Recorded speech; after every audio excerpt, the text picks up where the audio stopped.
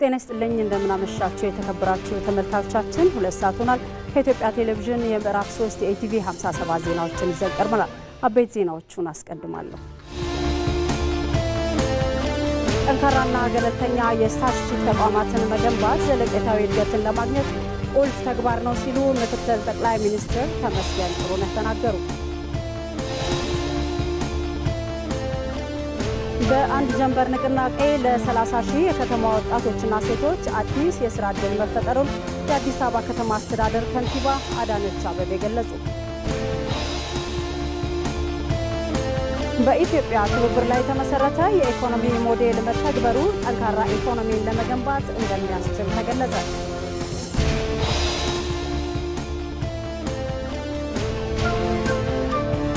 የመደመር መንግስት ፖለቲካዊ ልዩነቶች በሰላማዊ መንገድ እንዲፈቱ ያልተቋረጠ ጥረት እያደረገ መሆኑን የአማራ ክልል ርዕሰ መስተዳድር አረጋ ከበደ ተናገሩ።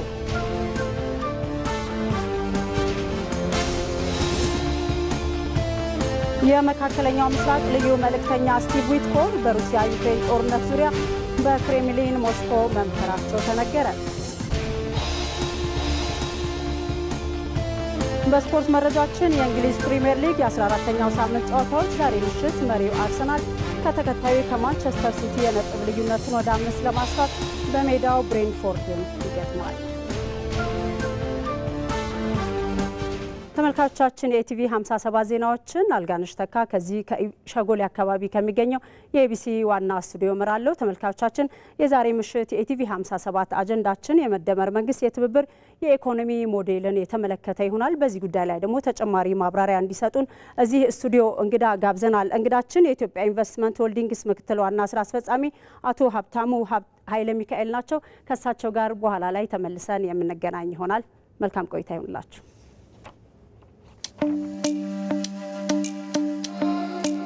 እኛ ጨክነን የያዝነውን መልካም ሐሳብና ስራ ስንቀጥል የማናቃቸው በርካታ ሰዎች ተከታይ ብቻ ሳይሆን የተከታይ መሪ ይሆናሉ።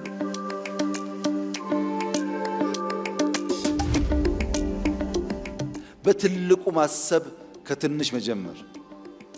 ለምሳሌ ጽዱ ኢትዮጵያን የመፍጠር ግብ ከቢሮ ተጀመረ፣ ከተማ ተባለ፣ ወደ ሀገር እየሰፋ ሄደ። ኮሪደር፣ የበጋ ስንዴ፣ ሌማት፣ ግሪን ሌጋሲ፣ ሁሉም ኢኒሼቲቭ ጅማሮ አነስተኛ ነበር። በሂደት እየፈጠነ እየሰፋ እያደገ ጥራት እያረጋገጠ በሀገር ደረጃ ኢምፓክት የሚያመጣ ሆነ። አሁን ከጀመርናቸው ውስጥ ኮሪደር አሸልሟል፣ ግሪን ሌጋሲ አሸልሟል፣ ስንዴ አሸልሟል። አብዛኛው የኛ ኢኒሼቲቮች በዓለም አቀፍ ደረጃ ሪኮግናይዝ የተደረጉና ሽልማት ያሰጡ ናቸው።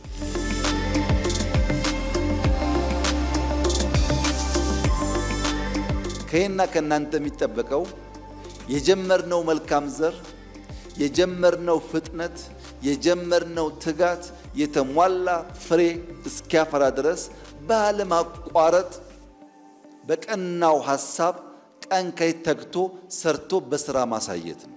ያን ማድረግ ስንችል አብዛኛው የተራገፈ ብልጽግና የምንጨብጠው የምናሸተው የምናየው ፍሬ ለዜጎቻችን እየሆነ ይሄዳል ማለት ነው። በድጋሚ አብራችሁን ቆዩ። ጠንካራና ገለልተኛ የስታቲስቲክስ ተቋማትን መገንባት ዘለቄታዊ እድገትን ለማግኘት ቁልፍ ተግባር ነው ሲሉ ምክትል ጠቅላይ ሚኒስትር ተመስገን ጥሩነህ ተናገሩ። ምክትል ጠቅላይ ሚኒስትር ተመስገን ጥሩነህ 19ኛው የአፍሪካ ስታቲስቲክስ ተቋማት የዋና ዳይሬክተሮች ኮሚቴ የጋራ የውይይት መድረክን አስጀምሯል። አሸናፊ እንዳለ ዝርዝር አለው። ሀገራት የሚያወጧቸው ፖሊሲዎችም ሆነ የሚያደርጓቸው ውሳኔዎች የስታቲስቲክስ መረጃዎችን መሰረት ያደረጉ መሆን ይጠበቅባቸዋል። በግል ፍላጎትና ግምት ላይ መሰረት ያደረጉ ውሳኔዎች ዘላቂ እድገት እንደማያስገኙ እሙን ነው። አፍሪካውያን የስታቲስቲክስ ስርዓታቸውን ሊያዘምኑ በሚችሉባቸው ጉዳዮች ላይ በየዓመቱ የሚመክረው 19ኛው የአፍሪካ የስታቲስቲክስ ተቋማት የዋና ዳይሬክተሮች ኮሚቴ ስብሰባም ምክትል ጠቅላይ ሚኒስትር ተመስገን ጥሩነህ በተገኙበት መካሄድ ጀምሯል። አፍሪካም በተለያዩ ተግዳሮቶች ውስጥ እያለፈች መሆኑን ያነሱት ምክትል ጠቅላይ ሚኒስትር ተመስገን ከጊዜው ጋር የሚራመድ ታማኝና የተቀናጀ የመረጃ ስርዓት ያስፈልጋል ብለዋል።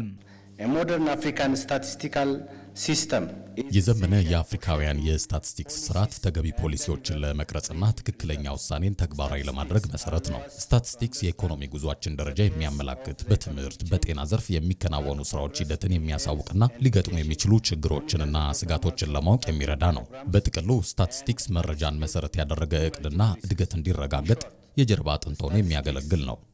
The backbone of evidence-based planning and data-driven development. ኢትዮጵያ የእድገት ጉዞዋና የተገበረችው የአገር በቀል ሪፎርም ጠንካራ መረጃን መሰረት በማድረግ የተከወነ መሆኑን በማንሳትም ምርታማነትን ለመጨመር የስርዓተ ምግብን ለማሻሻልና የተረጋጋ ኢኮኖሚ ለማረጋገጥ ስታቲስቲክስ ሚናው የላቀ መሆኑን ጠቁመዋል። We must strengthen statistical governance. ገለልተኛና ጠንካራ ተቋማትን ማጠናከር ይጠበቅብናል። ገለልተኛ የስታቲስቲክስ ተቋማት በዜጎች በፖሊሲ አውጪዎችና በባለድርሻዎች ቅቡልነት ያለው መረጃን ያቀብላሉ። ታማኝ መረጃ ደግሞ ውጤታማ የሆነ የልማት እቅድ እንዲቀረጽ መሰረት ነው። ሌላኛው ዘላቂ የፋይናንስ ድጋፍን ማረጋገጥና ዘመናዊ የመረጃ አሰባሰብን ማዘመን ነው። ሶስተኛው ደግሞ የስታቲስቲክስ ስራዎቻችንን የተቀናጀና ትብብርን መርህ ያደረገ እንዲሆኑ ማስቻል ነው። የጋራ የመረጃ ስርዓታችን ሲጠናከርና በተመሳሳይ ሁኔታ ሲከወን ድንበር ተሻጋሪ ውጤትን ያስገኝልናል። ኢትዮጵያም ለ3 ዓመታት የሚቆይ የልማት ፕሮግራም መተግበሯን ያስታወሱት የገንዘብ ሚኒስትሩ አህመድ ሽዴ በበኩላቸው ፕሮግራሙ የስታቲስቲክስ ስርዓትን ያዘመነና ውጤት ያስገኘ መሆኑን ተናግረዋል። የልማት ፕሮግራሙ ብሔራዊ የስታቲስቲክስ አቅማችንን ለማጠናከር፣ የመረጃ ጥራትን ለማረጋገጥ፣ ስታቲስቲክስ የልማት ትኩረታችንን እንዲመራ ለማድረግ የተቀረጸ ነው። ይሄ የልማት ፕሮግራም በውጤታማነት መተግበሩ የተቋማትን ትብብር ከብሔራዊ ስታቲስቲክስ ስርዓት የተጠናከረ እንዲሆን አስችሏል። ዘመናዊ የመረጃ አሰባሰብና ትንተና ማከናወን እንዲቻልም አድርጓል። የኢትዮጵያ ስታቲስቲክስ ፕሮግራም የተቀናጀ ፈጣንና ተአማኒ የስታቲስቲክስ ስርዓት እንዲኖር ፖሊሲ ቀረጻችንም መረጃን መሰረት አድርጎ እንዲመራና ብሔራዊ የልማት አጀንዳችን ያለበት ሁኔታን ለመገምገም እያገዘ ነው። ባለፉት 10 ዓመታት በአጉሪቱ የስታቲስቲክስ ስርዓት እየዘመነ መጥቷል ያሉት ደግሞ የአፍሪካ ህብረት ኮሚሽን ምክትል ሊቀመንበር ሳልማ ማሊካ ሃዲዲ ሲሆኑ አጀንዳ 2063 በአግባቡ እንዲተገበር ዘመኑን የዋጀ ስራ ይጠበቅብናል ብለዋል። The modernization of national statistical systems is no longer an option. የዘመነ ብሔራዊ የስታቲስቲክስ ስርዓትን መገንባት አሁን ላይ የምርጫ ጉዳይ ሳይሆን መሰረታዊ ጥያቄ ነው። የዲጂታል ጉዞ እንደ አርቲፊሻል ኢንተለጀንስ ወይም እንደ ሰው ሰራሽ አስተውሎት ያሉ አዳዲስ ቴክኖሎጂዎችን በጥንቃቄ መጠቀም እንዳለብን አመላካች ነው። አርቲፊሻል ኢንተለጀንስ ሰው ሰራሽ አስተውሎት የራሱ መልካም ዕድሎችና ስጋቶች አሉት። የመረጃ አሰባሰባችንን ፈጣንና ተደራሽ እንዲሆንልን የሚያግዝ ቴክኖሎጂ ሲሆን በጥንቃቄና በህግ መመራት እንዲሁም የመረጃ ጥራቱ በአግባቡ መረጋገጥ ይጠበቅበታል። ስርዓቱን ለማዘመን የህግ መሰረት ሆኖ እያገለገለ የሚገኘውን የአፍሪካ ስታቲስቲክስ ቻርተር ያልፈረሙ ሀገራት መፈረም እንደሚገባቸውም በመድረኩ ላይ ጥሪ ቀርቧል። በአንድ ጀንበር ንቅናቄ ለ30 ሺህ የከተማ ወጣቶችና ሴቶች አዲስ የስራ ዕድል መፈጠሩን የአዲስ አበባ ከተማ አስተዳደር ከንቲባ አዳነች አቤቤ ገለጹ። ከንቲባ አዳነች አቤቤና ሌሎች ከፍተኛ የስራ ኃላፊዎች በተገኙበት የአንድ ጀንበር የስራ ዕድል ፈጠራ ንቅናቄ ዛሬ ተካሂዷል። ይመራደም ዝርዝር አለው። የአዲስ አበባ ከተማ አስተዳደር ልዩ ትኩረት ሰጥቶ ከሚሰራባቸው ዘርፎች አንዱ የስራ ዕድል ፈጠራ እንደሆነ ይገለጻል። በዚሁ መሰረትም ከተማ አስተዳደሩ በኢንተርፕራይዝ ለተደራጁ ለ30 ሺህ የከተማ ወጣቶችና ሴቶች በአንድ ጀንበር መርሃ ግብር አዲስ የስራ ዕድል ፈጥሯል። ከንቲባ አዳነች አቤቤና ሌሎች ከፍተኛ የስራ ኃላፊዎች በተገኙበት በተካሄደው የአንድ ጀንበር የስራ ዕድል ፈጠራ ንቅናቄ ተጠቃሚ የሆኑትም ከዚህ በፊት የስራ ዕድል ሊፈጠርልን ብለው ሲጠይቁ የነበሩ ናቸው ተብሏል። አዲስ አበባን እንደ ስሟ የማድረግ ስራዎች የነዋሪዎቿንም ኑሮና አኗኗር በመለወጥ ጭምር እንደሆነ ከንቲባ አዳነች አቤቤ ተናግረዋል።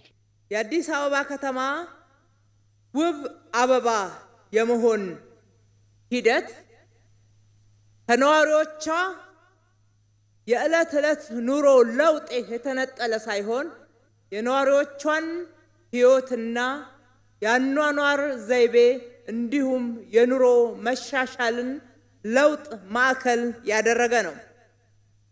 ይህ ሂደት ወደ ኋላ የሚጎትቱን ኋላ ቀር አስተሳሰቦችን ጊዜን በከንቱ ከማባከንና ከማይረቡን ጉዳዮች ሰብሮ በመውጣት የከተማችንን ነዋሪዎች ሰፊ የስራ ዕድል ተጠቃሚ ያደረጉ የኑሮ ጫናን ያቃለሉ ከተማዋን ያዘመኑ ተከታታይ ስራዎች ተቀጣጥለው የቀጠሉበት ነው። ሰርቶ የመለወጥ ዕጣ ፋንታ በራሳችን እጅ ላይ ነው ያሉት ከንቲባዋ የከተማ አስተዳደሩ በተገኘው እድል ተጠቅሞ የነዋሪዎቹን ተጠቃሚነት ለማረጋገጥ ያለውን ቁርጠኝነት በተግባር እያሳየ መሆኑን ገልጸዋል። የዛሬን ችግር በጥንካሬ ተሻግረን ነገን የኛ ለማድረግ ደግሞ የሥራ ባህላችንን ማሳደግ እልህ ገብተን በፍጥነትና በጥራት መስራት ይጠበቅብናል። ይህ የከተማ አስተዳደራችን የልዩ ትኩረት ማዕከል በማድረግ 30,000 የሚሆኑ የከተማችን ነዋሪዎችን በአንድ ጀንበር የሥራ ዕድል ፈጠራና ስምሪት ሁሌም የነዋሪዎቻችንን ተጠቃሚነት ለማረጋገጥ ምን ያህል ቆርጠን እየሰራን እንደሆነ ትልቅ ማሳያ ነው። ዛሬ እየተገነባ ያለው ትውልድ የችግር ሰለባ ሳይሆን በክህሎት የበለጸገ ችግር ፈች እንዲሆን በብርቱ እየተጋን እንገኛለን የሚሉት ከንቲባ አዳነች አቤቤ ከተማ አስተዳደሩ የተጀመረውን የብልጽግና ጉዞ ተምሳሌትነት አጠናክሮ ቀጥሎበታል ብለዋል። ዛሬ የህይወት መንገዳችሁን በስራ አንድ ብላችሁ የጀመራችሁ ወጣቶችና ሴቶች ነገ የራሳችሁንና የቤተሰቦቻችሁን ህይወት በመቀየር እንደ ሀገር ሁለንተናዊ ብልጽግና የተረጋገጠና ማህበራዊ ፍትህ የነገሰባት ሀገር እንሆን ዘንድ ይህንንም እውን በመናደርገውና ጥረት በመናደርገው ሂደት ውስጥ አሻራችሁን እንደምታሳርፉ በእናንተ ተስፋ አለን። በከተማው በተያዘው በጀት ዓመት 350,000 ለሚሆኑ ቋሚ የሥራ ዕድል ለመፍጠር እቅድ ተይዟል የሚሉት የሥራና ክህሎት ቢሮ ኃላፊው ሚሊዮን ማቴዎስ እስካሁን ድረስም 158,000 በላይ ወጣቶችና ሴቶች የሥራ ዕድል ተፈጥሮላቸዋል ብለዋል። በከተማው እየተተገበረ ያለው የአንድ ጀንበር የሥራ ዕድል ፈጠራ ንቅናቄ በቀጣይነትም በልዩ ትኩረት እየተደገፈ ተጠናክሮ የሚቀጥል ይሆናልም ተብሏል።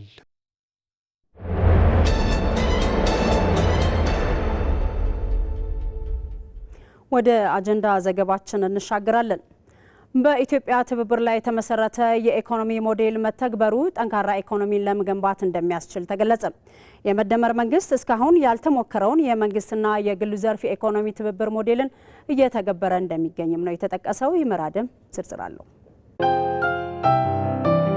በ600 ሚሊዮን ዶላር ወጪ እየተገነባ ይገኛል። ከዚህ ውስጥ ፋብሪካው ወደ ምርት ሲሸጋገር ደግሞ መንግስት በአጠቃላይ 39 በመቶ ድርሻ ይኖረዋል። በግሉ ዘርፍና በመንግስት ትብብር እየተገነቡ ከሚገኙ ፕሮጀክቶች መካከል በቤኒሻንጉል ጉሙዝ ክልል የሚገኘው የኩምሩክ የወርቅ ማይኒንግ ፕሮጀክት አንዱ ነው። በኢስት አፍሪካ ትልቁን ግዙፉን የወርቅ ማምረቻ ፋብሪካ ይገነባል።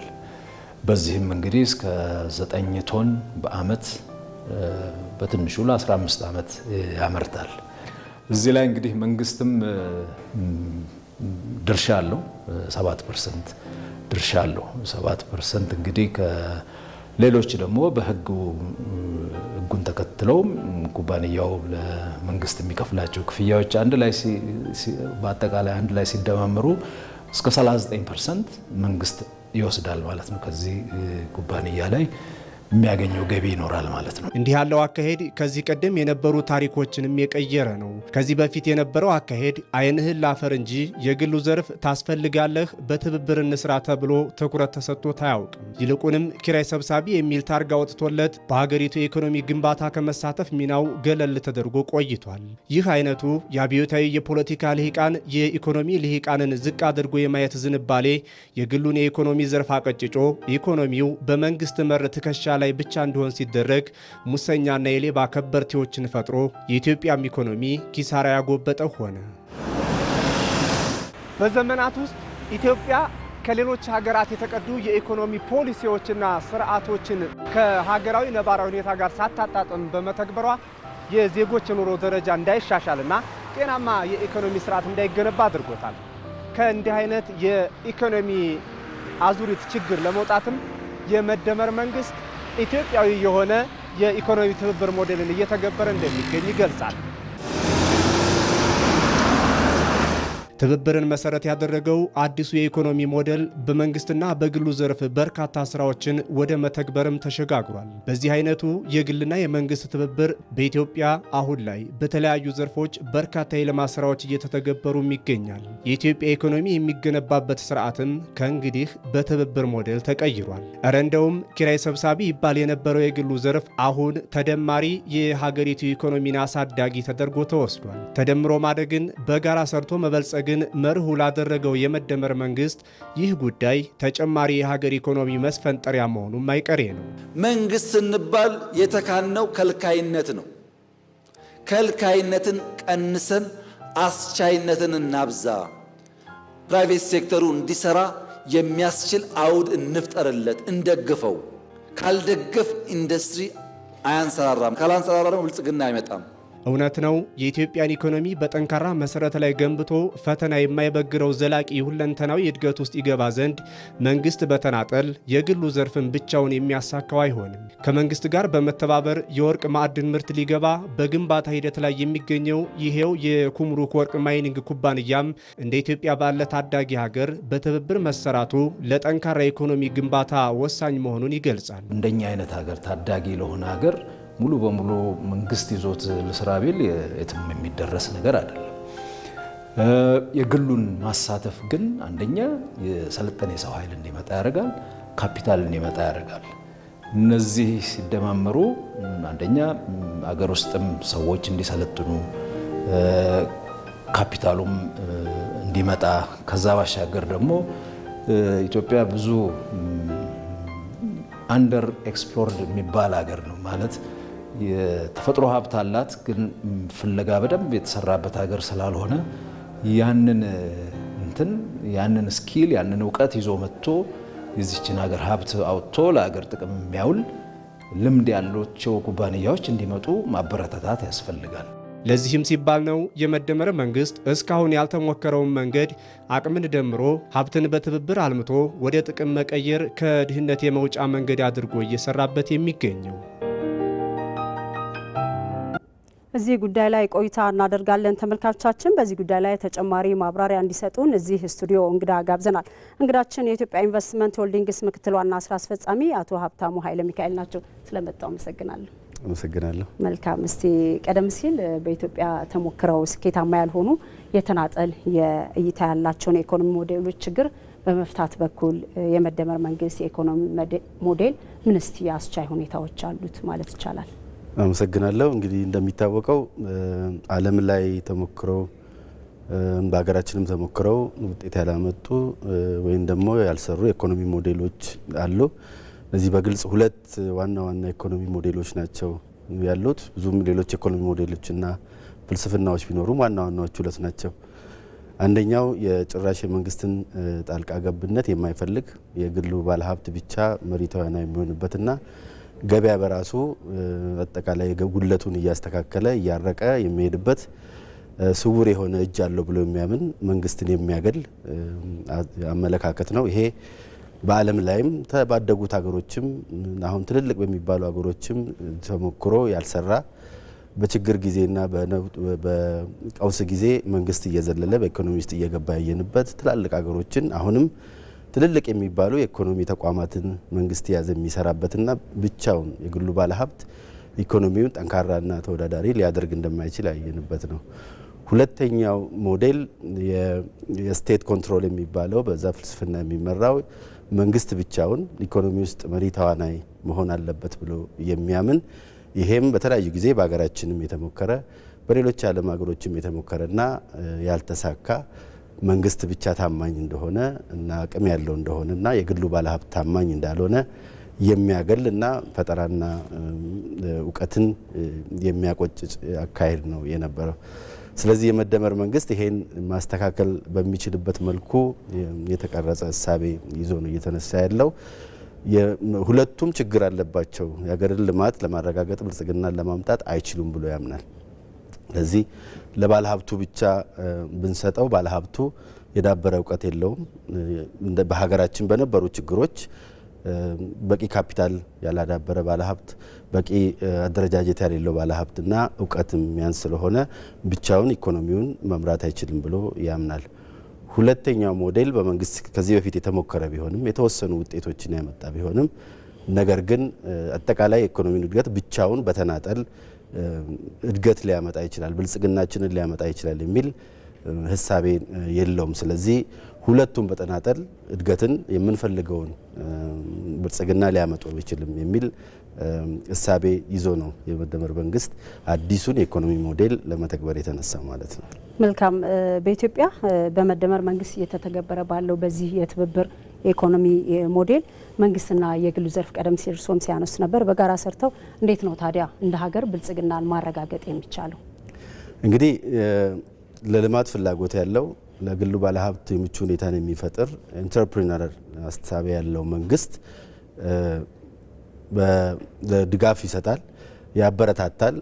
ለሀገርም ልማት የሚተጋ መንግስት እስካለ ድረስ ሁለተኛው ደግሞ እውቀት ያለው በኢንተርፕሪነር አስተሳሰብ የሚመራ ባለሀብትና ኢንቨስት ሊያደርግ የሚችል ባለሀብት ባለበት ሁለቱም አንድ ላይ ሆነው አቅማቸውን አሰባስበው በተለይ ሁሉም የኢኮኖሚ ተዋናዮች በመቀናጀት በመተባበር በመሰናሰል አንድ ላይ በመምጣት የምንፈልገውን ልማት ማምጣት ይችላሉ የሚል ሐሳብ ያለው የመደመር መንግስት።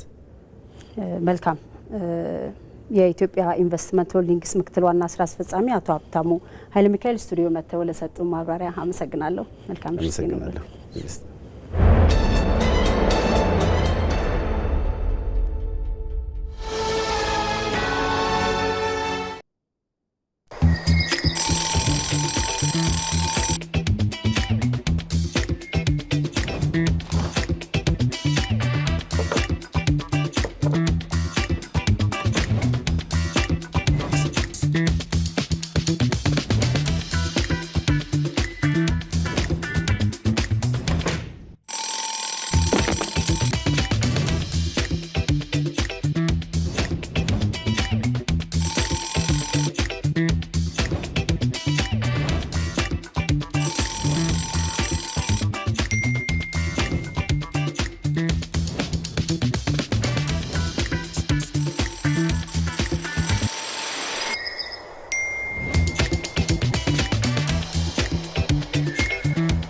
የደሞዝ ክፍያ በሲቢኢ ብር ለሚቀበሉ ደንበኞች አሁን ሁሉም ቀሏል። በሲቢኢ ብር ፕላስ በኩል እስከ 4 ወር ደሞዝ ብድር በአንድ ወስደው ያሻዎትን ቀን የደሞዝ ቀን ያድርጉት።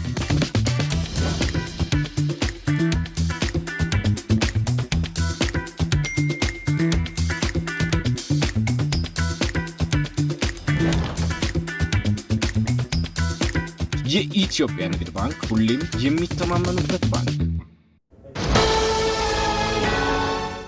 የኢቲቪ 57 ዜናዎቻችን ይቀጥላሉ።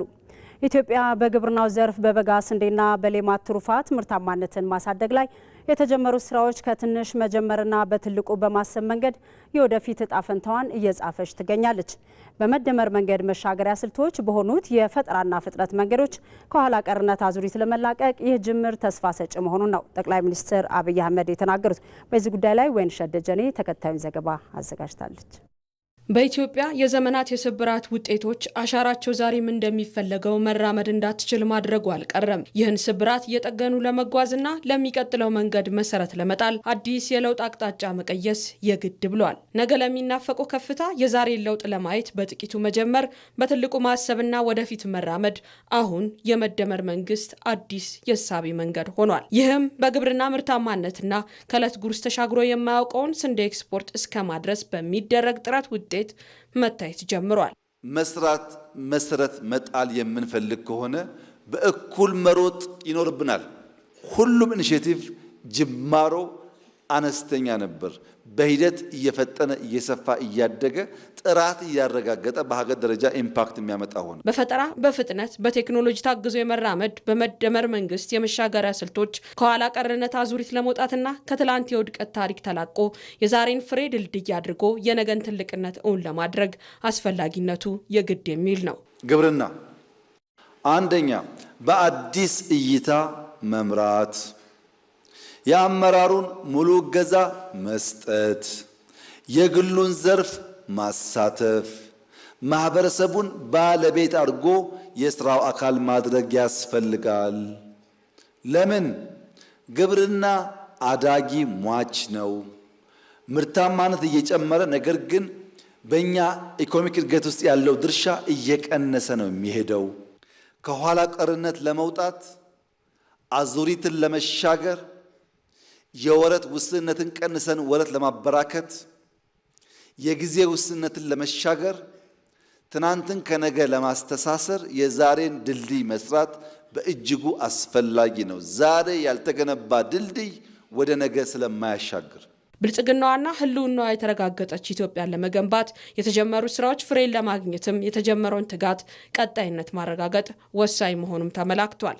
እኛ ግብርናን እንደ አንድ መነሻ ሴክተር የወሰድነው አቅሙን ገና አሟጠን አልተጠቀምንበትም። ስለዚህ ከተረጂነት ወደ አምራችነት መቀየር አለብን። ያን ለማድረግ መሬቱ፣ ውሃው፣ ጉልበቱ አለ፣ ምርምሩ አለ፣ ሙከራዎች አሉ። በርትተን ብንሰራ ተረጂነት ታሪክ፣ አምራችነት የኛ የነገ መገለጫ መሆን ይችላል። ለዚህ ደግሞ የገጠር ሽግግር እናረጋግጥ። የገጠር ሽግግር ማለት በነፍስ ወከፍ አምርቶ ከመብላት ምንበላውን ለነገ የምናቆየውን ተሻግረን ለገበያ የምናወጣው ምርት ይኑረን። ከነፍስ ወከፍ ወደ ገበያ ይሸጋገር። ግብርናን ከአንድ ሲንጉለር ከሆነ እሳቤና አሰራር ወደ ብዝሃ ገጠር እንቀይረው። የመደመር መንግስት እሳቤ ዋነኛ ምሰሶ የሆነው ታሪክን ከማውራት ይልቅ ታሪክን በመስራት ውጤትን በተግባር የመግለጽ ስራ በእነዚህ ምርታማነትና የኢኮኖሚ ሉዓላዊነት የማረጋገጥ ሂደቶች የሚታይ መሆኑም ተገልጿል። ባለፉት ዓመታት የተተገበረው የሀገር በቀል ኢኮኖሚ ማሻሻያ ለግብርናው ዘርፍ ትኩረት የሰጠ እንደሆነ ይገለጻል። በግብርና መዋቅራዊ ሽግግር የምርት ስብጥርን ለማብዛት በተሰራው ስራ ከሰብል በተጨማሪ የአትክልትና ፍራፍሬ የመሬት ሽፋንና ምርት ከፍተኛ እድገት ማሳየት ችሏል። የግብርናው እድገት በጥቂት ምርቶች ላይ ተንጠለጠለ ከመሆን ወደ ከፍተኛ ዋጋ ያላቸው ብዝሃ ዘርፍ እየተሸጋገረ መሆኑም ነው የሚገለጸው። ባየ ሙላት ዝርዝር አለው።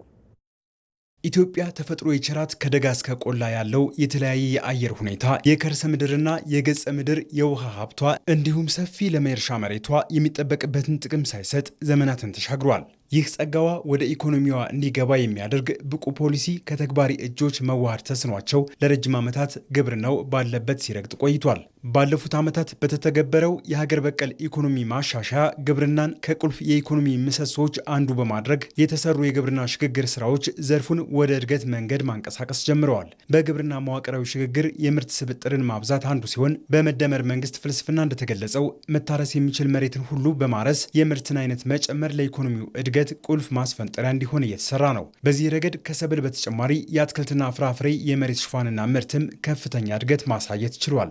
እንደው ባለፉት 100 ቀናት ወይም 3 ወር በዘር የተሸፈነ መሬትን ብንመለከት በዚህ ዓመት ውስጥ የሚያዝ ወደ 26 በጠቅላላው ወደ 26.32 ሚሊዮን ሄክታር መሬት በዘር ተሸፍኗል። ከዚህ ውስጥ ሰብል 23.76 ሚሊዮን ሄክታር ነው። ሆርቲካልቸር ደግሞ 2.45 ሚሊዮን ሄክታር ነው። ከአምና ተመሳሳይ ወቅት ጋር ሲወዳደር የሆርቲካልቸር በ31.7% ጨምሯል። ይሄ ቅድም እንዳልኩት ትልቅ እሴት ያለው ሃይ ቫልዩ ክሮፕ ከሚባሉ ውስጥ ነው። በጂዲፒም ላይ ኢምፓክቱ ትልቅ ነው። ከዛም ባሻገር በአርሶ አደሮች ገቢ ላይም ትልቅ አስተዋጽኦ አለው። በ2017 በጀት ዓመት የግብርናው ዘርፍ በ7.3 በመቶ ያደገ ሲሆን በያዝነው በጀት ዓመት 7.8 እንደሚሆን ተተንብየዋል። እድገቱ በጥቂት ምርቶች ብቻ የተንጠለጠለ ከመሆን ወደ ከፍተኛ ዋጋ ያላቸው ብዝሃ ዘርፍ እንዲሸጋገርም ያስቻለ ሆኗል። ምርቱ ከማደግ ባሻገር ግብርናው ውስጥ መዋቅራዊ ለውጥ እየተካሄደ ነው ያለው። ግብርናችን እንግዲህ ሃይ ቫልዩ ክሮፕስ ወደሚሉት እየተሸጋገረ ስንዴን፣ ሩዝን፣ የቅባት እህሎችን፣ ሆርቲካልቸር እነዚህ ሃይ ቫልዩ ክሮፕስ ናቸው። ከእርሻ አኳያ በዛ መልኩ እየሄደ ቢሆንም በሌላ መልኩ ደግሞ እነ አሳ፣ ማር፣ አጠቃላይ ላይቭ ስቶክ ለጂዲፒ ያለው ኮንትሪቢዩሽን በእጅጉ እያደገ መጥቷል ማለት ነው። የማያበቅሉ መሬቶች ምርት እንዲሰጡ ከማድረግ ባለፈ የግብርናውን ምርት አይነቶች ለማብዛት በተደረገው ጥረትም በአጭር ጊዜ ለኢትዮጵያ አፈር አዲስ የሆኑ የገበያ ምርቶችን ማምረት መጀመሩም የግብርናው እድገት አመላካች ነው። ሰብል ብቻ አያዋጣንም። ሆርቲካልቸር ላይ ትኩረት ተሰጥቷል። ካካኦ ማለት ቾኮሌት የሚሰራበት ተክል ነው። ቴፒ ምናልባት ከሄዳችሁ አንዴ ልታዩ ትችላላችሁ። ከዛ ካካኦ ዝርያ እኛ ካካኦን አምርተን ቾኮሌት ሰርተን አሳይተናል። ይሄንን አሁን ማስፋት ነው። ቴምራውን ኢትዮጵያ ውስጥ አላመረትንም እንጂ በጣም የሚስማማው አየር አፋር ውስጥ ነው። በጣም በቃ ለቴምር አንደኛ አየር። ግን እኛ አይደለንም ዋና አምራቾች እነ ፓኪስታን ናቸው፣ እነ ኢጅፕት ናቸው፣ እነ ግብጽ። እኛ ግን የበለጠ ማምረት እንችላለን አፋር ላይ። በኢትዮጵያ አሁን ለግብርና የተሰጠው ትኩረት የኢኮኖሚ እድገቱን የሚያጸና የበለጸገችዋን ኢትዮጵያ ከሚሰሩ አንጓዎች አንዱ መሆኑንም ነው ማየት የሚቻለው። ግብርና ላይ የተመረኮዘ ኢኮኖሚ ያላቸው አገሮች ኢኮኖሚያቸው አይናወጥም። እነ አሜሪካ እነ ብራዚል አሁን የሚናወጥ ኢኮኖሚ አይደለም። ግብርና መሰረቱን ከጣልክ የሚናወጥ አይደለምና ለግብርና የተሰጠው ትኩረት በጣም ትልቅ ነው ኢትዮጵያ ውስጥ። አሁን ደግሞ ትልቁ የማዳበሪያ ፋብሪካ ኢትዮጵያ ውስጥ ያው እየተቋቋመ ነው። ይሄ ደግሞ ለኢትዮጵያ በጣም ብሩህ ተስፋ የሚሰጥ ነው። ኢትዮጵያ ከተረጅነት ወደ አምራችነት የምታደርገው ሩጫ ከግቡ እንዲደርስ ትርፍ አምራች አርሶ አደርን መፍጠርና ለሁሉም የግብርና ምርቶች እኩል ትኩረት መስጠት እንደሚገባም ጠቅላይ ሚኒስትር አብይ አህመድ ተናግረዋል። ግብርናን ከአንድ ሲንጉለር ከሆነ እሳቤና አሰራር ወደ ብዝሃ ገጠር እንቀይረው። ግብርና ማለት እንስሳትም አሳም የባዮጋዝ ኢነርጂም መልታይ ዳይሜንሽናል አክቲቪቲስ ያሉበት መሆን ይችላል። ግብርና ሲባል በሬና ገበሬ ብቻ አይደለም። ከዛ ያለፈ ሚና እንዲጫወት ማድረግ ይቻላል። በግብርናው ዘርፍ የተያዘው የልማት እቅድ እውን እንዲሆን የተቀረጹ ፖሊሲዎችን ከተግባር ጋር ማገናኘት ደግሞ ወቅቱ የሚጠይቀው ትኩረት ነው። የመደመር መንግስት ፖለቲካዊ ልዩነቶች በሰላማዊ መንገድ እንዲፈቱ ያልተቋረጠ ጥረት እያደረገ መሆኑን የአማራ ክልል ርዕሰ መስተዳድር አረጋ ከበደ ተናገሩ።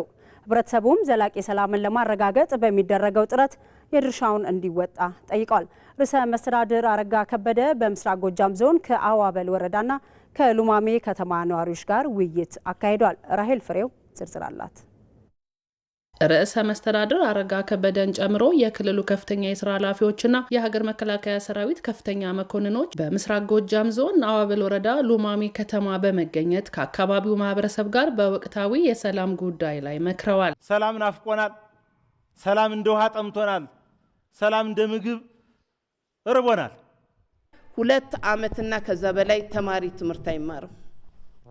ይሄ ተማሪ ካልተማረ የዛሬ 10 ዓመት በኋላ የእውነት ለመናገር ከሆነ ታሪክ ጭምር የሚወቅሰን ተማሪዎች አማራ ክልል ላይ ትምህርት ቤት ዩኒቨርሲቲ የምናስገባው ምንም አይነት ተማሪ አይኖርም። ያኔ ነው የትምህርት ማቋረጥ ችግሩ የሚገባን። ውይይቱ የአካባቢው ነዋሪዎች የሰላም የልማትና የመልካም አስተዳደር ጥያቄዎችን አንስተዋል። ከግጭትና ከጦርነት የሚገኝ ትርፍ አለመኖሩን ያነሱት ነዋሪዎቹ በግጭቱ ምክንያት ማህበራዊና ኢኮኖሚያዊ እንቅስቃሴው በእጅጉ መጎዳቱን በማንሳትም በጋራ ለሰላም ዘብ ለመቆም ቁርጠኝነታቸውን አሳይተዋል። መጀመሪያ መቅደም የሚገባው ሰላም ነው። ሰው ሲኖር ነው ሁሉ ነገር ሊስተካከል የሚችለው። አሁን የወጡት ወንድሞቻችን በረሃም ተቀምጠው ይህን ህዝብ ነው የሚያስቸግሩ። አመራሩ ነው የሚቸገር።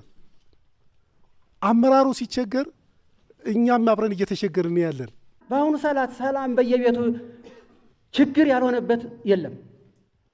እንዴት አድርገን እናግኛት ብሎ ነው ህዝቡ አሁን እየፈለገ ያለ። መንግስት የአማራ ክልል ህዝብ ጥያቄዎችን በመለየት ደረጃ በደረጃ ለመፍታት እየሰራ መሆኑን ርዕሰ መስተዳድር አረጋ ከበደ በመድረኩ ተናግረዋል። የጸጥታ ችግሩን በውይይትና በድርድር ለመፍታትም ተደጋጋሚ ሙከራ ስለመደረጉ ነው ያነሱት። ጥሪ ያደረግን ኑ እንስማማለን። በነገራችን ላይ የፖለቲካ ስልጣን ሲገባኛል ቢለውም ይመጣ፣ እዚህ ቦታ መደራደር አለብኝስ የሚለውም ይመጣ፣ በዚህ አጀንዳ ላይ መደራደር አለብን የሚለውስ ነገር የሚመጣ፣ እከሌ ያደራድረኝስ የሚለው የሚመጣ መጀመሪያ ፈቃደኝነት ሲኖር አይደለም። የአማራ ክልልን ተማሪ 4-5 ዓመት በማለማስተማር የትውልድ ክፍተት በመፍጠር ጥያቄ መመለስ ይቻላል? ማደንቆር ነው እንጂ። በአዋበል ወረዳና በሉማሜ ከተማ የሚነሱ የመልካም አስተዳደርና የልማት ጥያቄዎችን ለመፍታት መንግስት ቁርጠኛ መሆኑን ያነሱት ርዕሰ መስተዳድሩ ማህበረሰቡ ከጸጥታ መዋቅሩ ጋር በመሆን ሰላሙን እንዲጠብቅም አሳስበዋል። የመንግስት የጸጥታ ኃይሉን እንደግፍ፣ የፖለቲካ አመራራችን እንምከር። አካባቢያችሁ እንዲለወጥ የምትፈልጉ ሰዎች አላችሁ። ይሄ ከሆነ አመራራችንን ኮትኩተን እናሳድግ፣ ተባብረን እንስራ። በእኛ በኩል በጸጥታ መዋቅሩ በፖለቲካ አመራሩ የቻልነውን እና የምንችለውን ነገር ለመፍታትና ብራናችሁ ለመስራት ዝግጁ ነን። እንደ አሚኮ ዘገባ በመድረኩ የተገኙት የሀገር መከላከያ ሰራዊት ከፍተኛ አመራር ሜጀር ጀነራል ብርሃኑ ጥላሁን ህዝቡ ለሰላም ባለቤት መሆን ይኖርበታል ሲሉ በጋራ የመስራትን አስፈላጊነት ማስገንዘባቸውም ተመላክቷል። ህዝቡ የራሱን ሰላም ራሱ የሚጠብቅበት ሁኔታ መፍጠር አለብን ነው። እዚህ ጋር ወራሪ አልገባም ያለው ከዚህ ማህበረሰብ የወጣ ግን ደግሞ ተመልሶ ይሄን ማህበረሰብ ሊያጠፋ እየታገለ ያለ ኃይል አለ ብለን ነው የምናምነው። ይሄ ኃይል ደግሞ ከማህበረሰቡ ጋር ሆነን ነው የምናስተካክለው።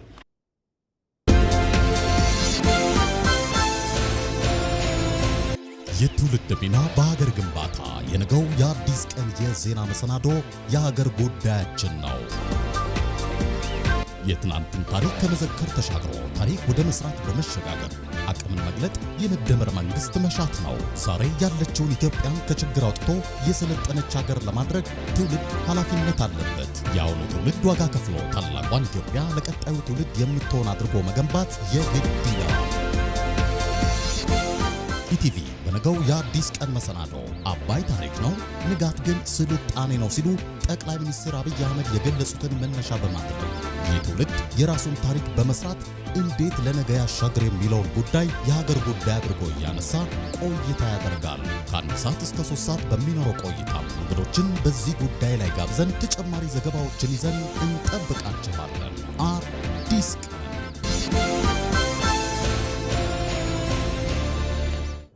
ወደ ውጭ ዜና እናልፋለን። የሩሲያው ፕሬዝዳንት ቭላዲሚር ፑቲን ከፕሬዝዳንት ዶናልድ ትራምፕ የመካከለኛው ምስራቅ ልዩ መልእክተኛ ስቲቭ ዊትኮፍ ጋር በሩሲያ ዩክሬን ጦርነት ዙሪያ በክሬምሊን ሞስኮ መምከራቸው ተገልጿል። በዚህም ወቅት አውሮፓውያኑ ዩክሬንን በመደገፍ ጦርነት ላይ ያተኮሩ ናቸው በሚል ፑቲን ወቅሰዋል። ለ5 ሰዓታት እንደዘለቀ የተነገረው ይህ ድርድር እምብዛም ተስፋ ሰጪ ውጤት ባያስመዘግብም የተወሰኑ መሻሻሎች እንደታዩበት ተነግሯል። ያም ሆኖ ግን የክሬምሊን ቃል አቀባይ ዲሚትሪ ፔስኮቭ ከሩሲያ ፍላጎት አንጻር ብዙ ለውጦች አልተመዘገቡም ብለዋል። ሩሲያ ግዛት አሳልፋ በመስጠት ጉዳዮች ላይ ያቀረቡትን ጥያቄዎች ተቀባይነት የሌለው ነው ማለቷ ውጥረቶች ተባብሰው የመቀጠላቸው ነገር አይቀሬ መሆኑን እንደሚያመላክት ነው እየተገለጸ የሚገኘው። ዘገባው የቢቢሲ ነው።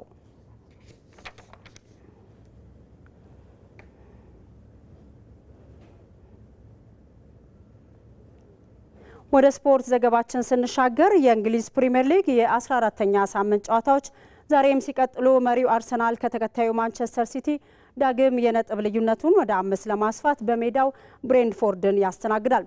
ምሽት 4 ሰዓት ተኩል ላይ በሚደረገው ጨዋታ በመድፈኞቹ በኩል መጠነኛ ጉዳት የገጠመው ዊሊያም ሳሊባና ሊአንድሮ ትሮሳርድ ወደ ሜዳ የመመለስ እድል እንዳላቸው ሲገለጽ፣ ገብርኤል ማጋሊሽና ካይቨርት አሁንም ከቡድን ውጪ መሆናቸው ተገልጿል። ሌሎቹ የምሽት መርሃ ግብሮች ብራይተን ከአስቶን ቪላ፣ በርንሌ ከክሪስቲያን ፓላስ፣ ወልቭስ ከኖቲንግሃም ፎረስት በተመሳሳይ ሰዓት የሚገናኙ ይሆናል።